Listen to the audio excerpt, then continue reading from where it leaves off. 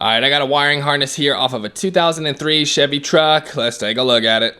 Here is the fuse block right here. So if we take a look at this, you can see it has all these blocks that go into the bottom of the fuse block right here. So these actually come out. They're not easy to get out, but you can loosen this bolt and pull this assembly out and clean up the terminals and see if there's any corrosion in there and see if any of the pins are burnt up. So normally in this area right here, the fuel pump pins can burn up on the block. So you got to pull the middle block out, get it cleaned up. You know, that's something to look out for.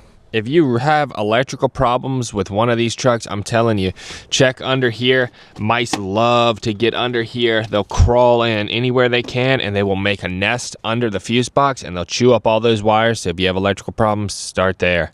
All right, so I have the PCM connectors right here. This is what plugs into the computer.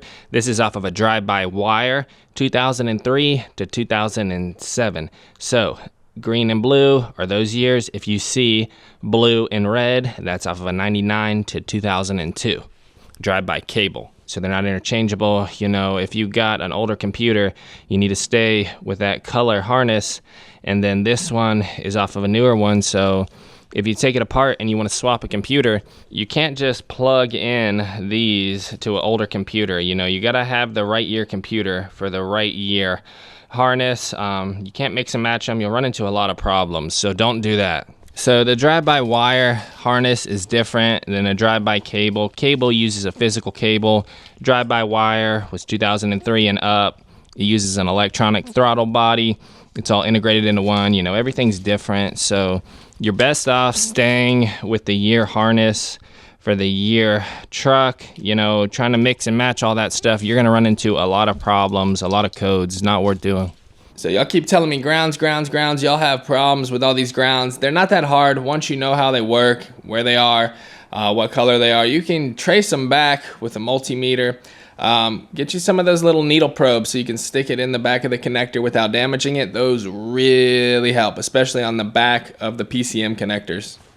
So these fuse blocks are pretty good. When I have a sensor problem, you know, I take the back plastic cover off and I get in here and look, and we can see we have a bunch of grounds here. They are black with white stripes on them. So if you see that and you need to find a ground, you can actually back probe all these wires to the sensor so that you can figure it out, look up a pinout. They're all numbered nice and neat. So you can say number 56 and number 30. Yep, we need to hook something up to that. So I have this little needle probe here. I stick it in the back of the wire so that I can hook up a multimeter and diagnose stuff. All right, so here's a real good example right here. We have a pin plugged in to 11 right there. That needle's back probing it like that. It goes all the way over to the multimeter. Now that's your knock sensor wire, and it should go right here. When I put it in there, there we go. We're getting continuity just like that. We know that knock sensor wire is good, and that is a nice way to diagnose these things, so we can check that wire from here all the way back up into here, and you can do it with it on the truck, no problem. It's how you diagnose these wires to make sure they're in good shape on these harnesses. So those wiring harnesses aren't that bad. They're not that bad at all, guys. Trust me, don't get overwhelmed. I know a lot of people have problems with wiring stuff. Really, all you have to do is boil it down to whatever sensor you're working on. So crankshaft position sensor, 3 wires, trace them back. Okay, we're good. A light bulb, 2 wires, trace it back. Okay, I'm good. You know, that kind of thing. Camshaft position sensor, 3 wires, trace it back. Okay, I'm good. Don't get overwhelmed. They're just wires.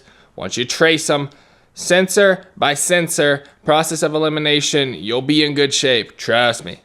So they're supposed to have a red rubber seal in here, but it fell out, and that's a seal that you need to make sure it's in good shape because they can get water wicked up in these connectors, and if that happens, they will get super corroded and cause you a ton of problems. I've seen it happen many times.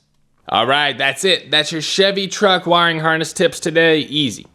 Just check the wires, use a multimeter, do whatever you have to do, trace the wires back from the sensor to the computer, and don't get overwhelmed, and I promise you, you'll find the problem and you will get it solved. So, check you on the next video. Huge thumbs up down below. Don't forget to subscribe for more Chevy truck tips in the future. Later.